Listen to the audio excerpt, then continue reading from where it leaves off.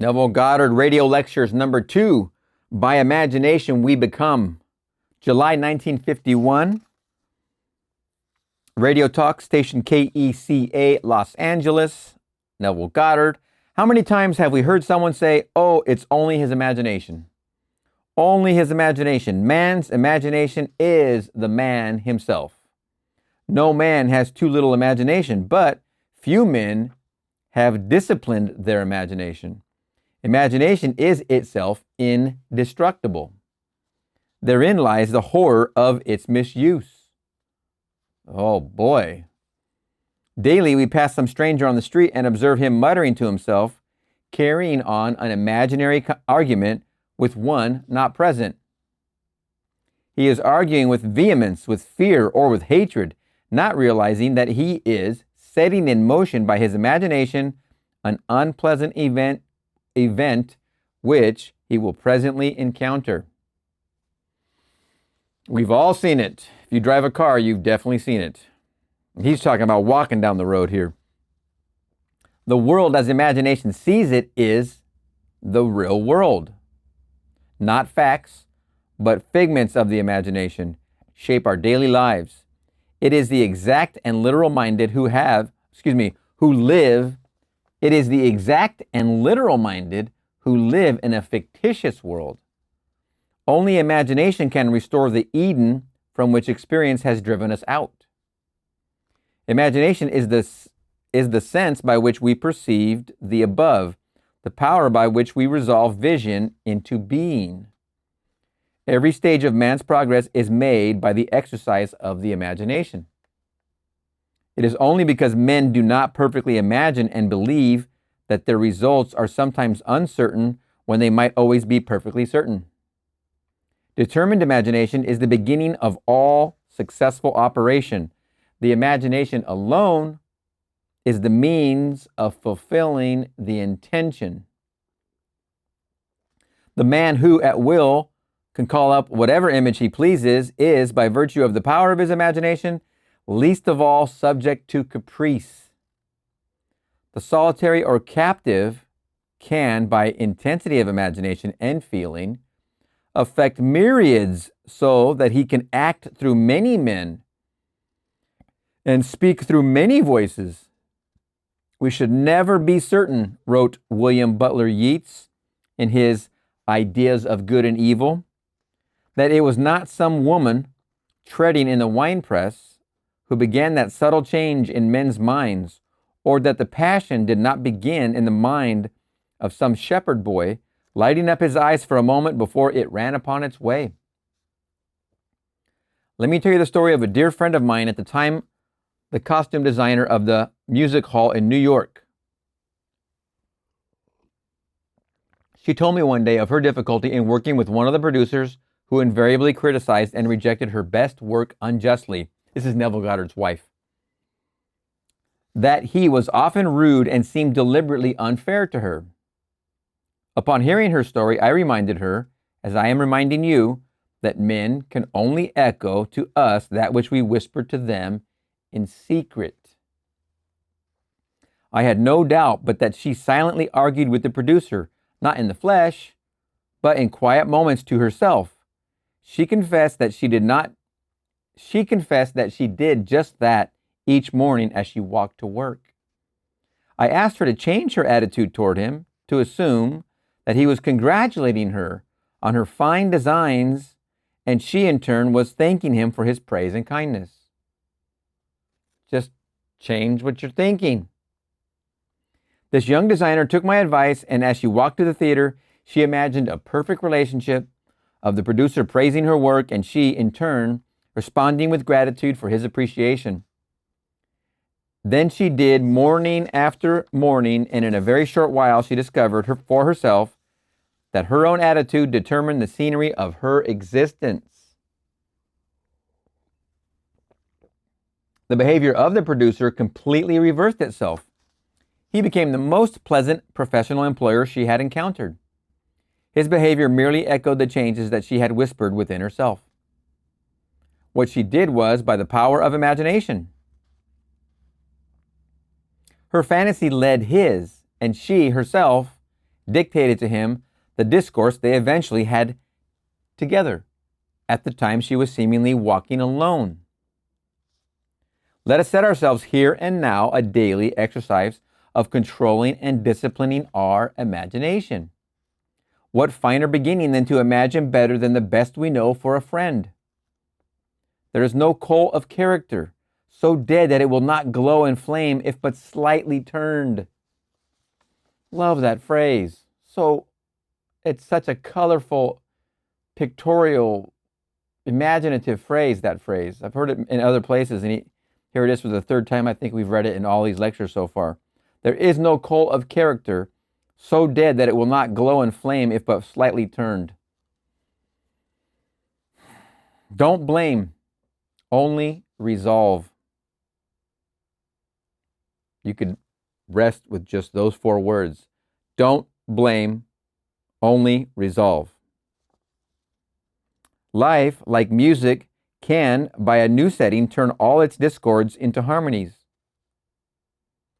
Represent your friend to yourself as already expressing that which he desires to be. Let us know that with whatever attitude we approach another, a similar attitude approaches us. You can bet if you're talking about somebody else in the negative, they're talking about you. You can bet it. But you change it. You don't blame, you only resolve. If the negative comes up to the surface, you change it. Like she did walking to work. She felt the praise from him over her fine works, her designs, congratulating her. You feel a negative about somebody else, you change it to one of congratulations. You congratulate them. They congratulate you. How can we do this? Do what my friend did. To establish rapport, call your friend mentally. Focus your attention on him and mentally call his name just as you would to attract his attention were you to see him on the street. Just mentally.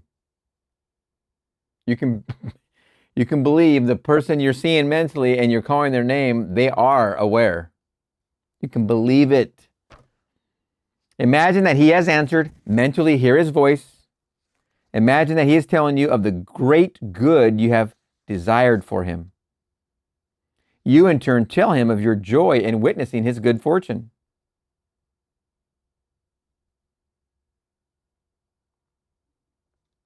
Having mentally heard that which you wanted to hear, having thrilled to the news heard, go about your daily task.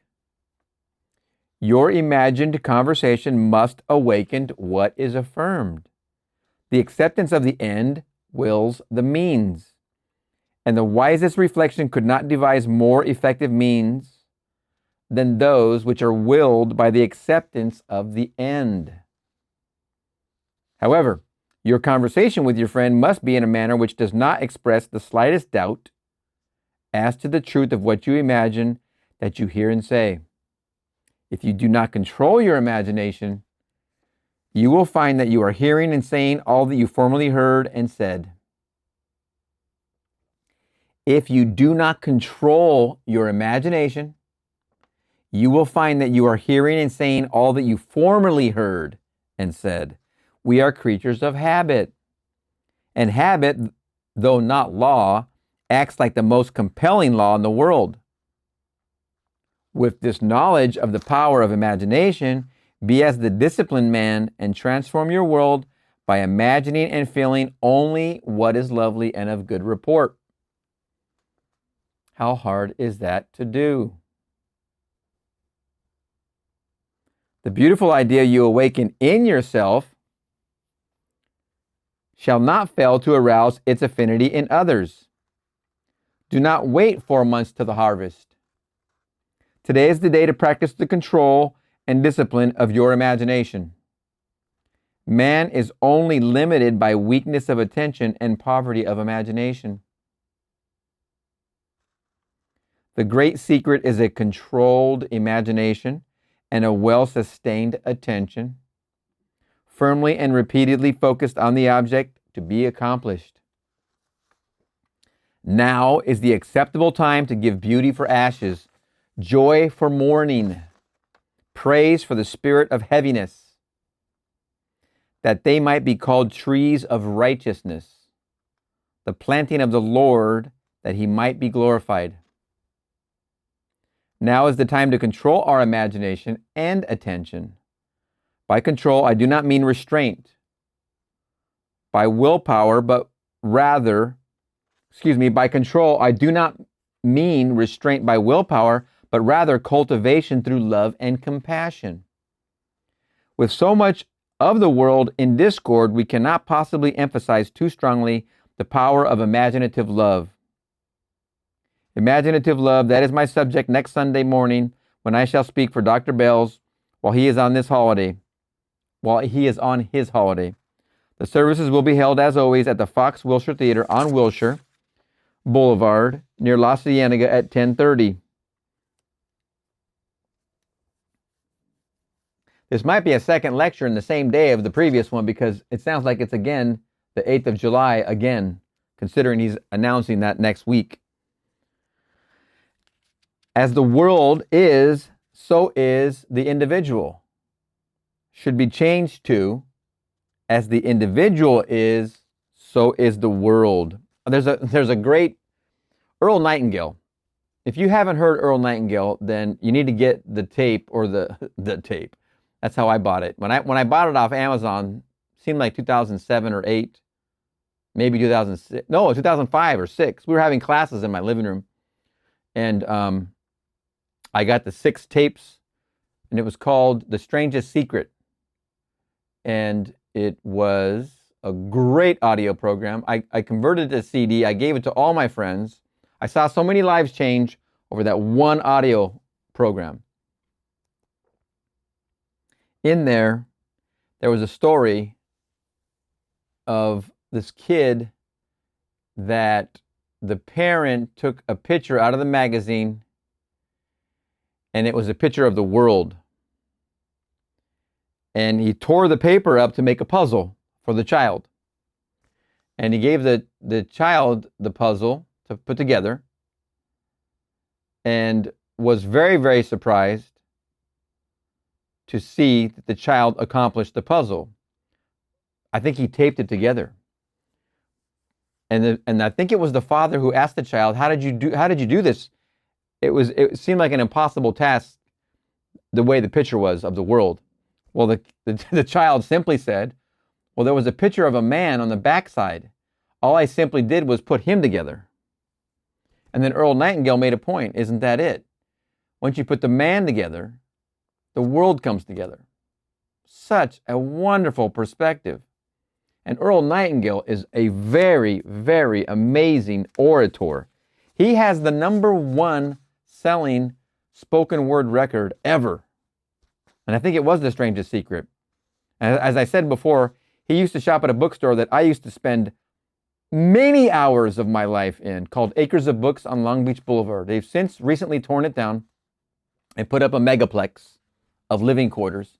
It was this amazing bookstore, and Neville Goddard also spoke of shopping in Acres of Books on Long Beach Boulevard. I think it's right off of 3rd, as a matter of fact, or Broadway. It's between Broadway and 3rd. Used to be. Neville Goddard mentioned a couple different books to get there and see a certain person who was, in Neville Goddard's time, the guy was already in his 80s or 90s and didn't know if you could find him still. Neville mentioned him. Earl Nightingale mentioned going to the Long Beach Public Library for the first time and trying to find books on success, and they had none. And he was like, why? Why don't you have books on success? But Earl Nightingale also, I believe, mentioned Acres of Books, but Acres of Books was there a long time. I'm sure Earl went in there. I don't remember if he mentioned that bookstore. I thought he did. I think I might be crossing wires with the Long Beach Public Library, which was a block or 2 away. So I'm sure Earl was in there. I've spent a lot of hours in that bookstore, and I am here to tell you, the back section, there was a building behind the front building that was just the hip books. They called them hip books. They were small paperback books. They went in your hip pocket. There was a back building behind Acres of Books that was another building that was literally just fiction. I pried this door open one time. Me and a friend of mine went back there, and it was unimaginable how many books of fiction were back there, and they were all small hip books. It was a huge warehouse full of just those. And at that time I walked into that room, I would think it was approximately 1995-ish, when I walked in that back building. I could not believe it. Anyway, excuse the, excuse that. Here we go. As the world is, so is the individual. Should be changed to, as the individual is, so is the world. And I hope to be able to bring to each of you present the true meanings of the words Zechariah. Speak ye every man the truth of his neighbor. Speak ye every man the truth to his neighbor, and let none of you imagine evil in your hearts against his neighbor. What a wonderful challenge to you and me. As a man thinketh in his heart, so is he. As a man imagines, so is he. Hold fast to love in your imagination. By creating an ideal within your mental sphere, you can approximate yourself to the ideal image till you become one and the same with it, thereby transforming yourself into it, or rather absorbing its qualities into the very core of your being. Never, never lose sight of the power that is within you. Imaginative love lifts the invisible into sight and gives us water in the desert. It builds for the soul its only fit abiding place. Beauty, love, and all of good rapport are the garden, but imaginative love is the way into the garden. Sow an imaginary conversation, you reap an act. Listen to what he's saying. Sow an imaginary conversation. Hear the angels speak in your mind. Sow an act, you reap a habit. Let me go from the beginning and I won't interrupt. Excuse me. Sow an imaginary conversation, you reap an act. Sow an act, you reap a habit. Sow a habit, you reap a character. Sow a character, you reap your destiny. By imagination, we are all reaping our destinies, whether they be good, bad, or indifferent.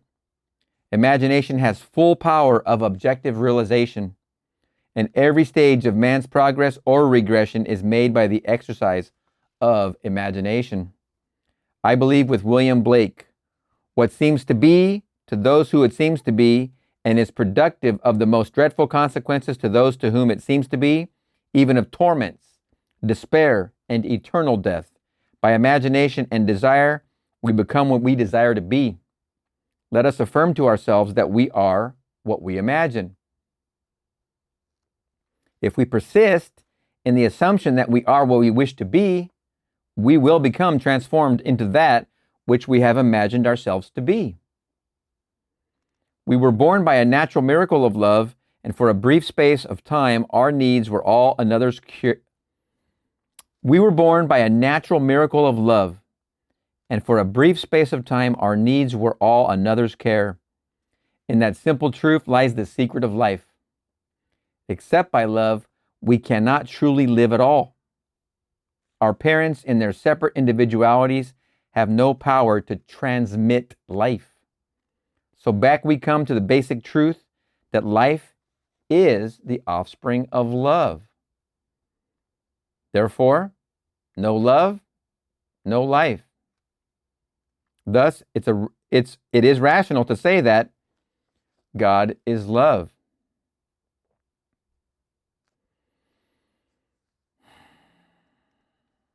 Love is our birthright. Love is the fundamental necessity of our life. Do not go seeking for that which you are.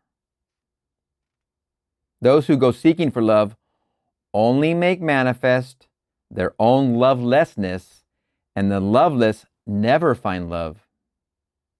Only the loving find love, and they never have to seek for it.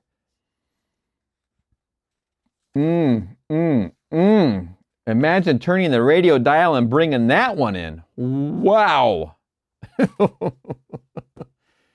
Oh man.